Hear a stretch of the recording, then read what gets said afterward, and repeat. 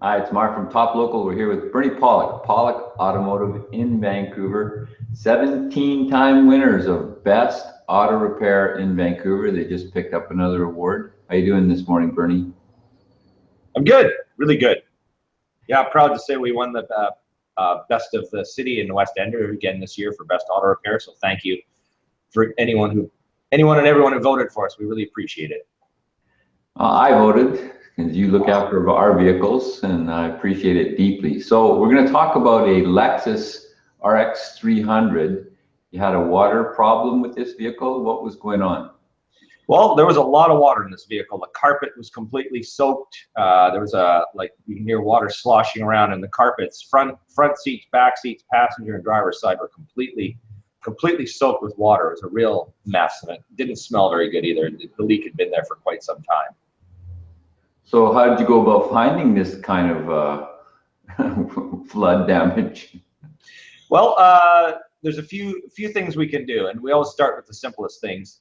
One of the simplest things, any vehicle that has a sunroof, often the sunroof drains will plug up, and that'll cause water leaks to come into the vehicle. So first thing we test is the sunroof drains. Are they good? In the case of this vehicle, they were fine.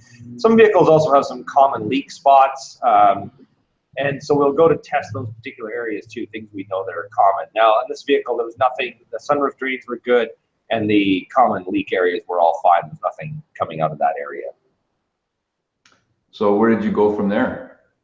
Where we went from there, things became really complicated. We had to strip the interior out of the vehicle, so we removed all the front and back seats. We removed the console. We removed the carpets. Basically, we removed everything from the inside of the vehicle on the floor. We dried everything out because that's critical to figure out where the water is coming in. There's no obvious spots.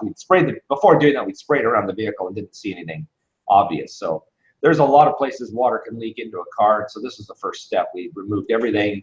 Hung the carpet out to drip out, to wring out, and drained the water out and dried the inside out. That was our first step. And then from there, we were able to spray the car down and find leaks. What did you find? Oh, so we found a few things. We found there was one, the floor of the vehicle on the passenger side. There's rubber plugs that plug the floor. One of the plugs was missing. Now that was probably a very minor contributor to a leak, but nonetheless it was a source. Especially if you're driving, water will spray up and it can seep in under the floor. There was one cause. The right rear door, the seal around the door at the top was leaking. A lot of water was coming in through that. We were able to actually install the seal, and it worked fine. It didn't leak at all after that. So the seal had kind of slipped out of position. It wasn't really obviously noticeable beforehand, but once we started spraying, we could see water coming in, and we knew, okay, that's a leak. The third leak, this was the more complicated one, was coming from around the front of the vehicle area. And this involved a lot of disassembly. We could see water leaking under the dash near the driver's, so where the driver's left foot would be, called the dead pedal. It's like a sort of fake pedal where you can rest your foot. And actually there was a leak from that piece as well. There was a bolt missing, so that was causing water to spray in. But there was a leak further up, and we couldn't quite see the source of it because there's so much wiring and bits and pieces in the way. So we ended up taking the fender off the vehicle and the wiper linkage and everything to finally spray. And we found that there was a leak at the very bottom left corner of the windshield. So we had that resealed. We don't do windshields ourselves. We send it to a windshield shop, had it resealed. Then before we put everything back together, we resprayed the vehicle, verified there was no water leaking. And we also had the carpet shampooed as well because it was in pretty stinky condition and dirty, so it's a good thing to do while it's all out. So I'll share a couple of photos just so you can sort of see the magnitude of what we have to take apart here. So this is the front left corner of the Lexus with the fender removed. So you can see there's a lot of stuff off of here.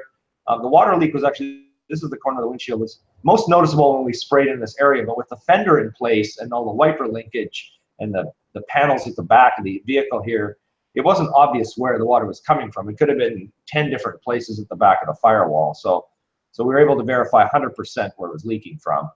The other photo I'll share with you, this is just a pile of some of the parts that were removed. So you have your fender here, the inner fender liner. These are the cowl pieces that go on the back of the vehicle, the windshield wiper linkage. Just so it kind of gives you an idea of the extent of what we have to do that we go through sometimes to find a water leak. So how do you charge for this kind of a job? This type of job is basically, it's just hour by hour. We have no idea of knowing when we start out where the leak's going to come from or what it's going to entail. So we can give a rough estimate, of how many hours we think it's going to take, but really it's, it can be anywhere from a couple hours to 10 or 12, depending on what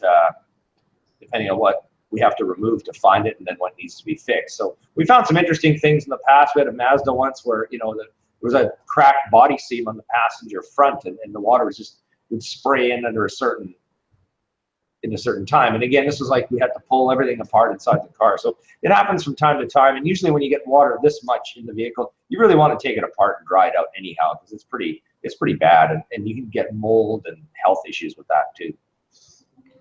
So this is definitely an older Lexus, 17 years old. Was it really worth fixing it? I think so. Lexus, they're really well-built cars. I mean, they're Toyotas, but they're a luxury line of cars. So the features are a little ahead of their time. They're always, they're really nice cars to drive new, and still at 17 years old, it's still a nice car to drive. So I think, it largely depends on the mileage and how many dollars worth of repairs, but we have a lot of clients with older Lexus that continue to repair them, and I think they're worthwhile. They're well-built car and worth keeping.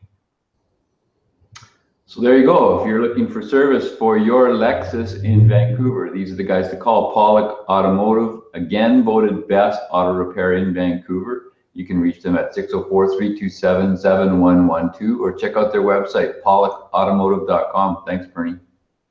Thanks, Mark.